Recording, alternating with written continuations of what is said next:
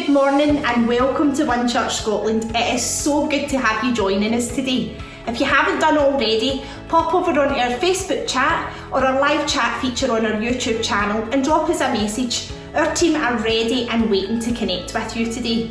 It is my honour and privilege to be interviewing our senior pastors, Gillian and McBride, as we dive in and we discuss all things lockdown, the challenges that we've faced during this time and beyond. But first, Gemma's going to lead us in a time of worship, so let's get ready to lean in. Enjoy. John 1:5. The light shines in the darkness. The darkness has not overcome it.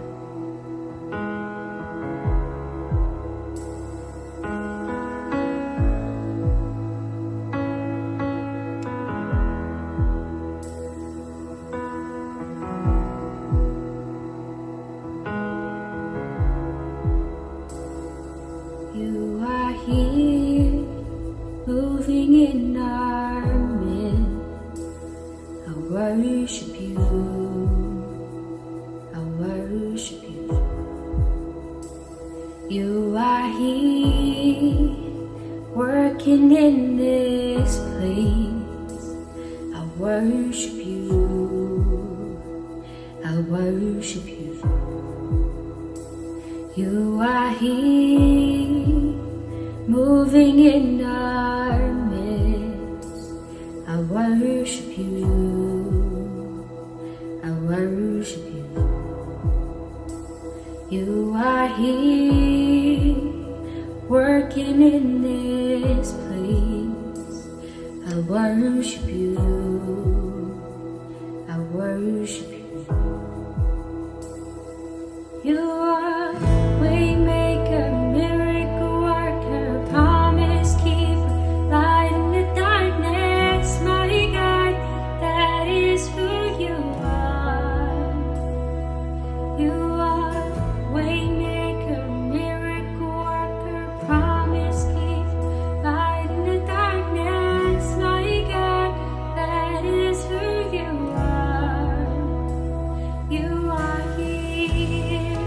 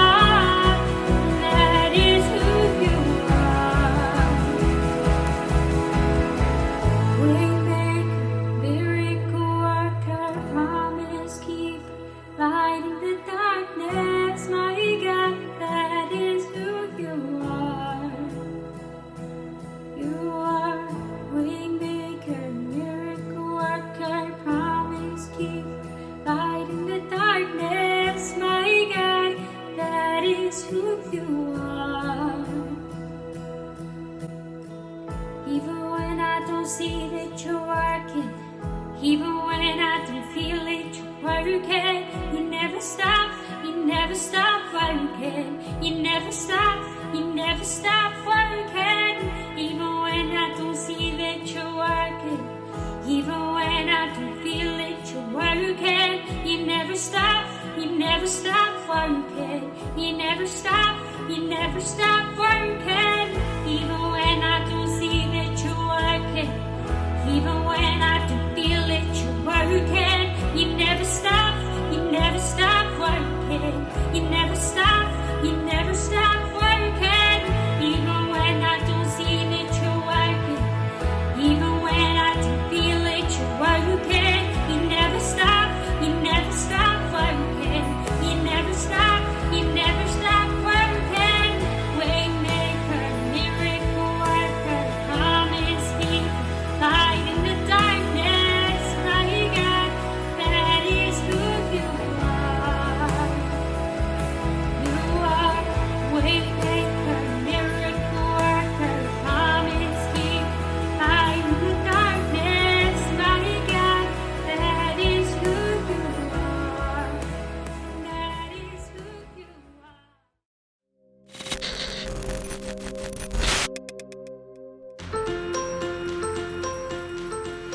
Morning, guys. Good morning. So this morning I'm joined by Gillian and Kenny, who are senior pastors at One Church Scotland. It's so good to be with you guys this morning. Great to be here. Brilliant. So this morning we're just going to have a general chat just about all things lockdown, all things your life, so that people get an insight into who the senior pastors at One Church are and what you guys go through in your life as well.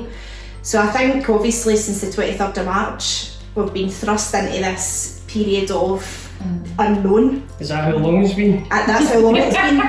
And it's just been a bit of a strange time for everybody. And I know, even thinking back on myself this period of time, shielding and having lots of different challenges, that it's been a bit of a challenging time for everybody in different ways. Yeah. So I was just wondering, what challenges have you faced and how has God appeared within those challenges? How has He helped you through? Kenny, I'll come to you first. Yeah.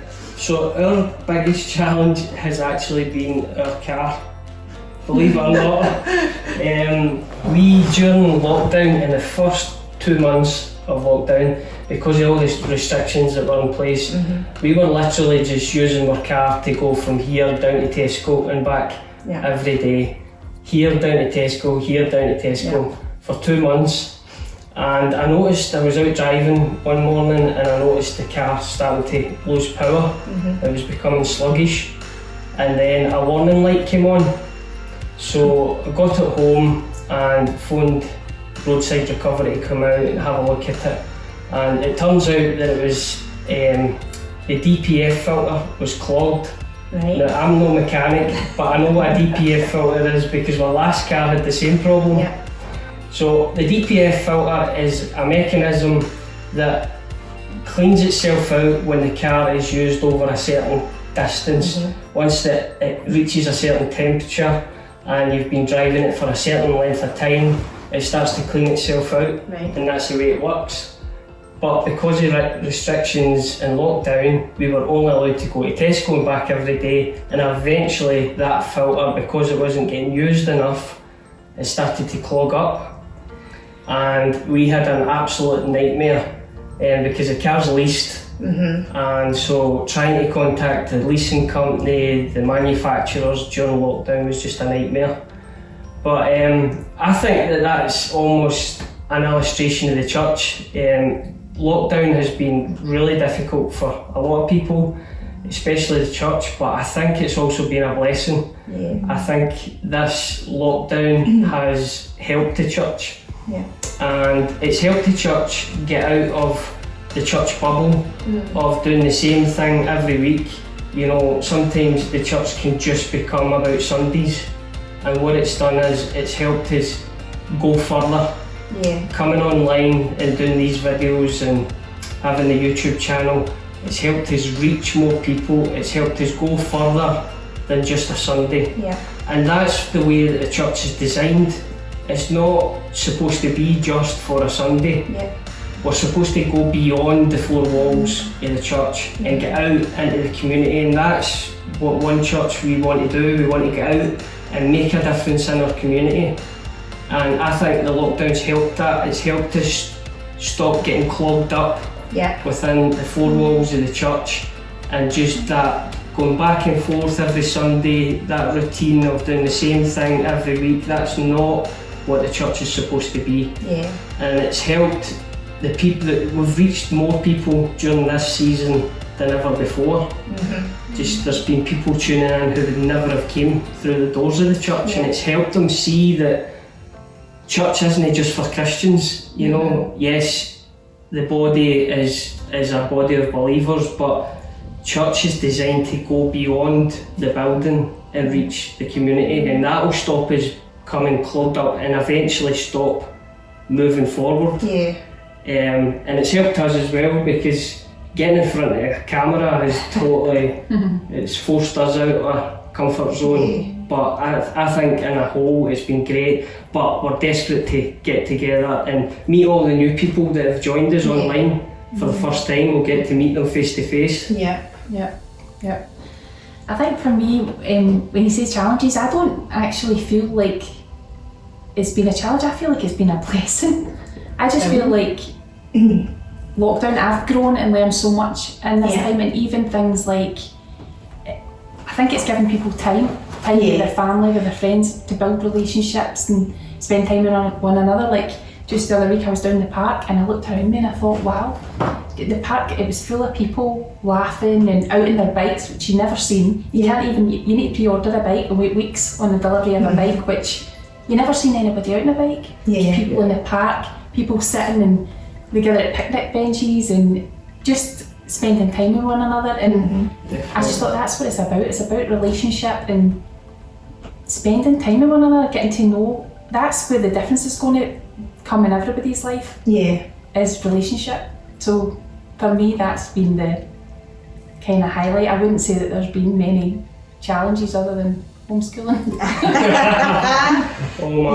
The homeschool challenge has been a shift learning curve for all of us. I think it's not been something that we've taken too lightly, but I love that. You know, I love the whole building relationships, the whole being still and having time, but I also love how you kind of use the imagery of being clogged up and, you know, about moving, having that momentum. And I know you've spoken a lot about that actually, Kenny, you know, through Sunday services, and having that momentum and keeping going. You know, God uses us in times like this where we're being pushed out of comfort zones. Absolutely. And that's so important, and it's been so exciting actually to be part of one church and to see the growth. You know, I think for that very first Sunday when we were going to go live, we were thinking, how is this going to work? and are people going to tune in, and what's it going to look like? And like you say, it faces so many different challenges, but just taking that step, you know, taking that step in faith, stepping into the unknown and look at what's been achieved through it all. It's been quite remarkable actually to watch it unfold. But Gillian, just something that I picked up on when you were speaking about time. Now, for those people that know your journey, they will know that you've not always been senior pastors of one church, and that there was life before taking on these roles. And time probably was a big factor that both of you didn't have at one point in your life. But for those people who don't know, you both had full-time jobs. Gillian, you had your own business, a successful beauty salon, which I'll get you to talk about in a wee second, and Kenny, you know, obviously working in newspapers and things like that. So time wasn't something that you guys had a lot of. Do you want to maybe share a wee bit about the background as to what you did before becoming senior pastors, and, you know, how that's transformed your life? Well, for me, as you say, I had the beauty business for about 10 years, and I also did childminding as well. So it was a bit of a jump. It wasn't something that was ever on our radar to go and, you know, it wasn't something that was in my heart to ever go in the church. In fact, I watched my parents in leadership, and I thought, I remember saying, never do that. So we'll never say never to God. So it wasn't something that was on our radar at all. It really came from wanting to know more of God. I got this hunger. I had such a low time in our life that I cried out and I got to know who God was, and I just wanted to know more. You know, I was reading my Bible and nothing was ever enough. I just wanted to know more and more, and I was searching, which led us to Bible college. We ended up down at Bible college, and even in our time there, I wasn't thinking, oh, I want to go to Bible college and I want to be a pastor at a church. I just wanted to know God more. And in that time, I think God spoke quite clearly to Kenny, which he'll probably share, about taking on the church, but never at any point did I feel God said, right, Gillian, I want you to be pastor of a church or lead the church. I never felt that. Which I think there's a lot of people out there who are in a position where they feel like God has called them, but they maybe don't know exactly what it looks like, and they're sitting and they're waiting and they're saying, God, you know, what is it? Tell me what it is. Like they want this big audible voice. And I think sometimes it's just taking that step. It's you've already chose to journey with God, so every day you're journeying with Him. Every day is a new day and a new chapter and what it looks like. And although God didn't say, here's your calling in your life and I want you to, you know, be senior pastor of the church, I knew, I had a peace about it. I knew that where He had placed me right now was right. Like I always said to Kenny, the word that I had got over me when I prayed about it was training, and I never understood what that meant until now. And now looking back, I can see what God meant by training, because within our role in one church, I have learned and I have grown so much that I would never had the opportunity to do in any other field. That God has used it to grow me and stretch me, and that's how we've kind of got to where we are. For me, I was, as you say, I was working in newspapers, and to be honest with you, I had a job for life, Elaine. I was doing really well. I was getting promoted. I was, and I had reached a high level in my job, and I had a real drive. I was very ambitious in my job, and I thought when I reached that highest position that everything would fall into line. You know, I would be content, but that wasn't the case. And every time I got promoted, it would last, you know, the buzz would last so long, and then I still had that void in my life. But Gillian and I, the whole time that we were married, and even when we were younger, we had prayers prayed over us, and we had even some prophetic words and people speaking into our lives and saying, you know, God's going to use you guys in a big way. And that was a consistent word that got spoke everywhere we went, really. Even when we went over to America, there was people speaking like that over us, and it kind of started to become frustrating, because we knew that was always a prayer that was prayed over us, but we didn't have a clue what it looked like.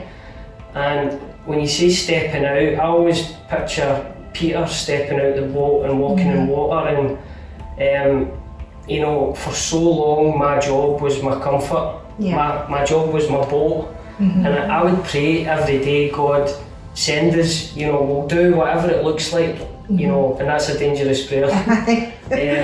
Whatever it is, you know, show us what it is and we'll do it. But I was praying that prayer from within the boat, and I was praying it holding on to the boat. The boat, my job was my security, and it was my identity. Everybody knew me for working in newspapers. It was a secure job. I was earning a good wage, and it was a job for life. So I was praying that prayer, but God couldn't really use me until I stepped out the boat.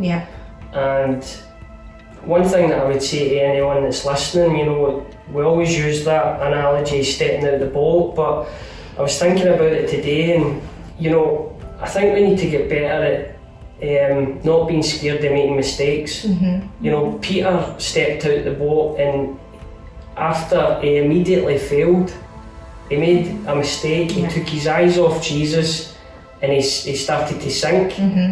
But Jesus reached out and grabbed him. And we need to not be scared of making mistakes, but we need to step out. If you're really serious about God using you and discovering your full potential or what God's purpose is for your life, I think we need to stop saying that prayer, send me or use me from within the boat, because it really can't happen.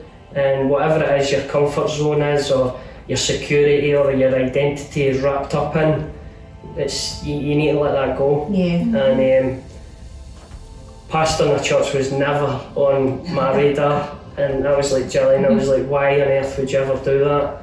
But looking back, we wouldn't change a thing. You know, it was scary, and it was a risk, but it wasn't a risk because God was all over it. And like Gillian, I had a total peace about it. And I think when you've got that peace, you know that, and as long as you keep your eyes fixed on God, you know, when Peter had his eyes fixed on Jesus, he done the unthinkable.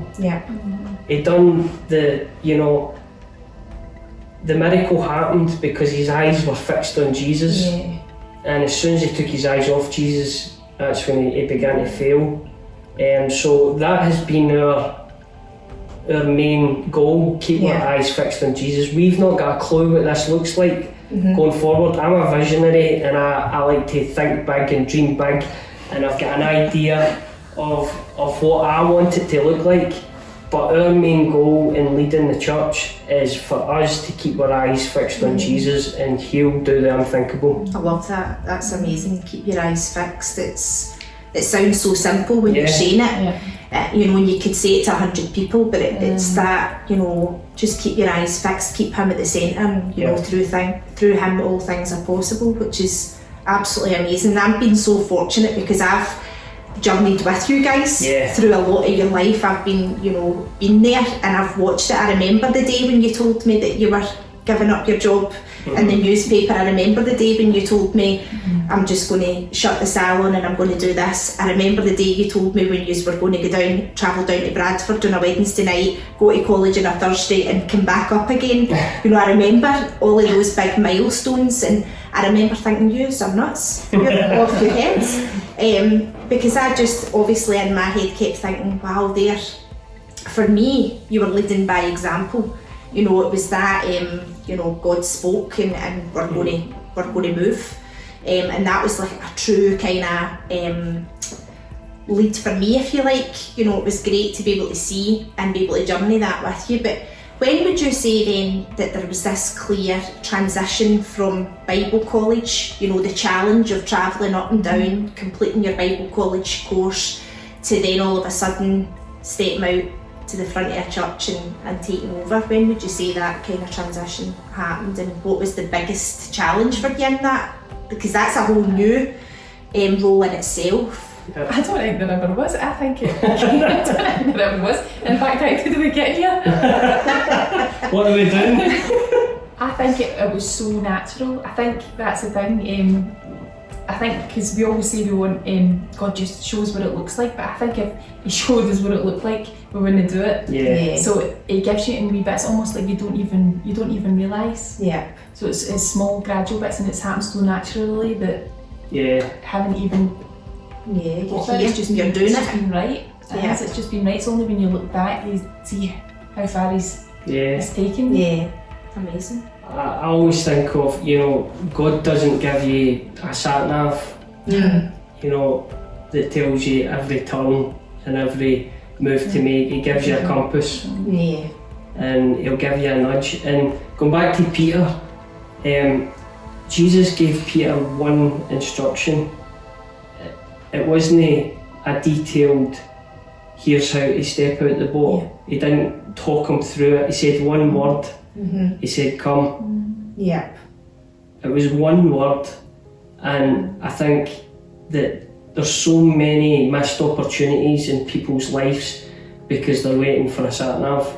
They're waiting for God to map it all out and tell them every detail, and it'll never happen. It's just movement.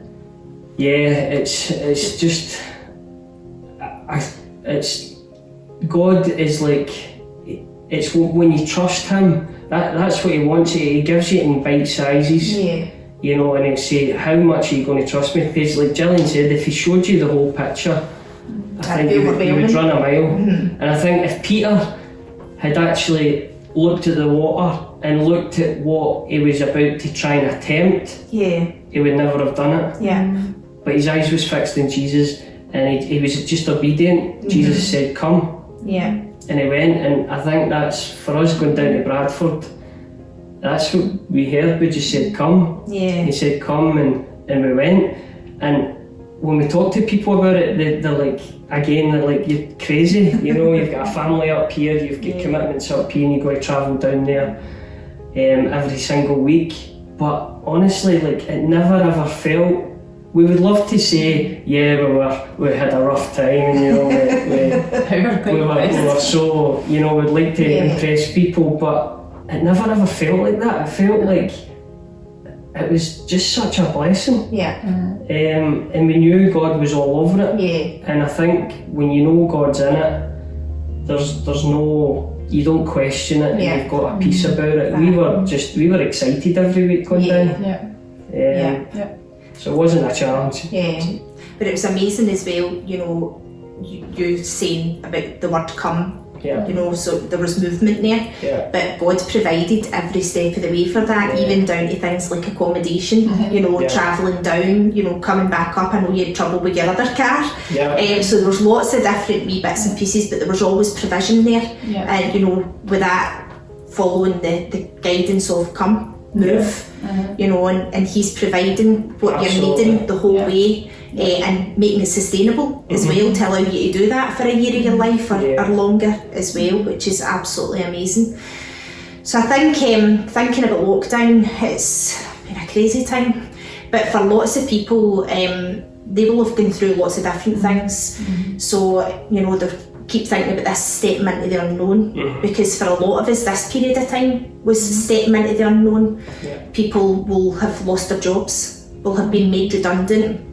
People will have suffered with anxiety and depression. You know, there will be lots of different people will have journeyed this lockdown in lots of different ways. So what would you say, Gillian, I'll come to you first, what would you say for people who we're coming to the end of lockdown in Scotland, we're starting to kind of phase out, things are starting to get a wee bit back to normal. So what would you say for people that are maybe sitting, you know, holding tight, you know, in the boat, thinking to themselves, this has been my safety net for so long, like what you were saying, Kenny, my job was my identity. Some people have been made redundant, they don't have that identity anymore. So what would you say for people that are maybe having to stick their toe out and, you know, step into that unknown? What advice would you give them as to how to journey through the next stage? Do you know, I would say if you think a time in your life, any time in your life where you felt fearful, do you know what I mean? It might have been going on a roller coaster or trying something new, walking into an event or something where you don't know anybody, any situation where you felt fearful about. How did you feel after you'd done it? Do you know what I mean? You feel great, you feel you've achieved something, you feel better for having done it. And I think it's the same thing, whatever you're walking into, if it's a new job or a new chapter in your life, I think viewing it that way, that, you know, there is that fear there, but when you overcome it, you feel so chuffed with yourself, you feel proud of yourself.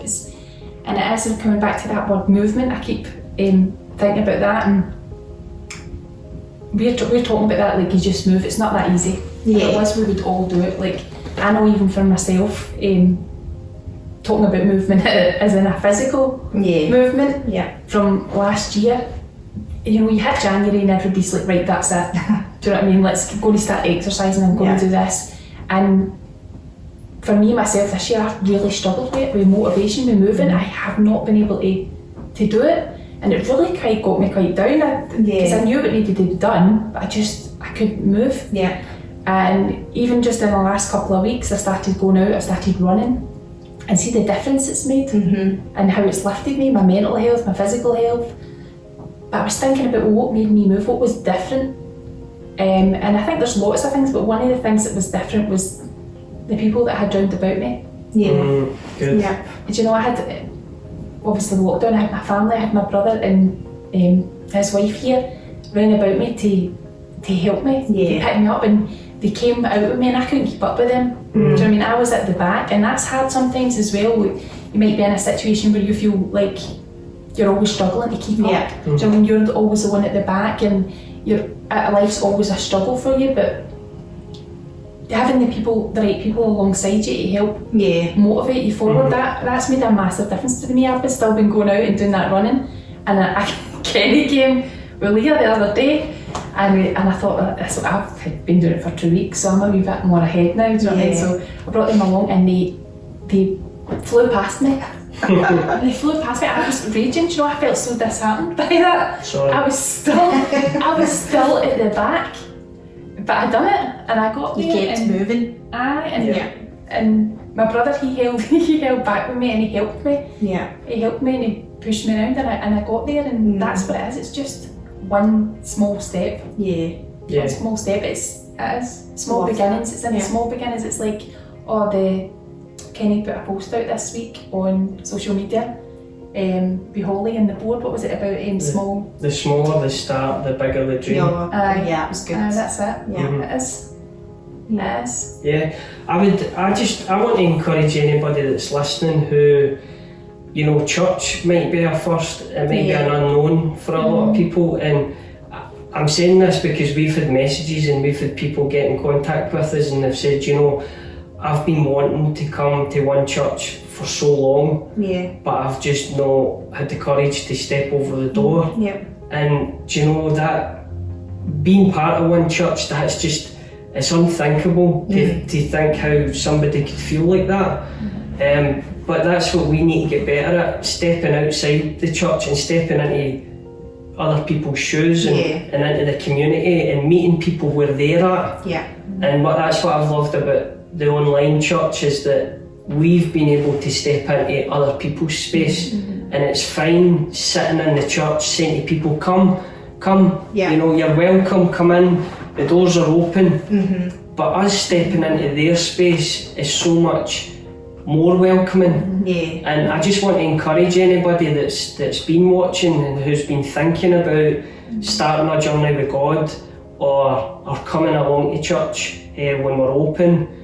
I just want to say that, you know, church isn't about, you know, being ready or, you know, it might be that stepping into the unknown, but God is there waiting and He accepts you the way you are. That it's not about changing the way you are before you can come to church, or changing who you are or where you've came from, or trying to be anything other than yourself. And I love the fact that this has allowed people to see that Christians aren't weirdos, you know, and church isn't dated, it isn't irrelevant, it isn't, you know, it's not what a lot of people think. And I just want to encourage anybody that's thought about stepping into that unknown of church or journey with God, that, you know, it'll blow your mind. And I just want to say, like, you are welcome, and, you know, don't ever be fearful or have anxiety about not fitting in or not being good enough, or like Gillian said, comparison, you know, it robs us. And I think for anybody stepping out into anything, whether it's a new job, a new relationship, church, starting a journey with God, the feeling of regret is worse than the feeling of failure. You know, that feeling of never having stepped out, because you'll never know, it'll always be what if. And I just want to encourage anybody to put God first in your life, keep your eyes fixed on Jesus, because He accepts you no matter who you are, what you've done, where you're from, what your background is. Like Peter, keep your eyes fixed on Jesus, and He will take you to places that will blow your mind. He will cause you to do things that you never ever thought you could dream being possible. And just taking that step over with confidence that God's got you. That even if you make a mistake, He'll reach out and He'll grab you. That's so good. And I love that. It's stepping into the unknown. It starts with a step. That's it. And the amazing thing is you're never alone. You know, you've got someone that is drawn close right beside you, whether you feel it or not. they're right there, closer than breath, you know, and it's so amazing to hold on to that hope and that faith that you've got, you know, somebody there fighting with you. And although challenges and next steps in the journey might seem massive, you know, it's about taking it a bit at a time and doing small achievable things with amazing people around about you that are there to provide that support. That was so good, guys. Thank you so much for being so honest and for guiding us this morning. It's been a real eye-opener to see how different people have coped with different things in their period of lockdown and before lockdown. Will we just finish with praying? Yeah, absolutely. Right, Kenny, it's over to you. Okay. Lord, we just thank you for this opportunity to come and have open conversation with friends and to people that are watching online. Lord, I pray that something that we've said this morning will encourage someone to take that step. Lord, for anyone that's facing the unknown, for anyone who's fearing uncertainty, Lord, we just pray that they'll feel you close to them right now. Lord, that your hand is there for them to hold on to. And I just pray that they will reach out to you this morning and fix their eyes on Jesus. Lord, I pray that as we come out of lockdown, for people that are facing all different situations, Lord, I pray that they'll feel your peace, that they'll feel a comfort and a confidence from you, that they can step out into the unknown knowing that you are with them. So just go with us this week, and I pray that we'll have a great week in Jesus' name. Amen.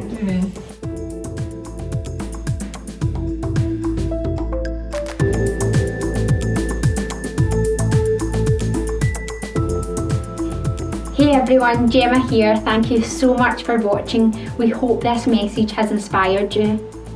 If it's helped in any way or you would like us to pray for something, we would love to connect with you. You can do this by simply commenting below, or you can private message us through email, Facebook or Instagram. Our team would love to help any way we can, so please get in touch. Our mission is to reach as many people as possible and help them discover a life-changing relationship with Jesus. If you would like to help support the ongoing work of One Church Scotland, whether it's a one-time donation or through regular giving, you can do this by visiting onechurchscotland.co.uk and following the link Give to Giving.